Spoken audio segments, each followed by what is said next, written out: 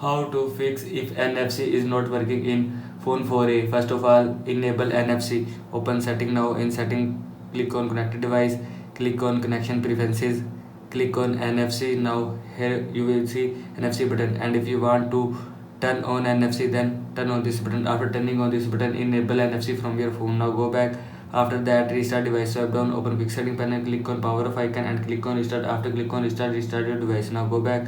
After that, update all apps. Open Play Store. Now in Play Store, click on your profile icon. Click on manage app and device. Click on updates available. Now here you will see updates app, and if you want to update all app, then click on update all. After click on update all app will be updated from your phone. Now go back.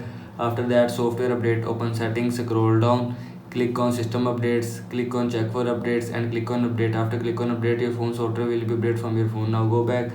After that, reset all settings. Open settings, scroll down, click on system, click on reset option, click on reset device setting, and again click on reset device setting. All setting will be reset from your phone. This is how you can fix NFC is not working in phone 4A. I hope so you like this video, and thanks for watching this video.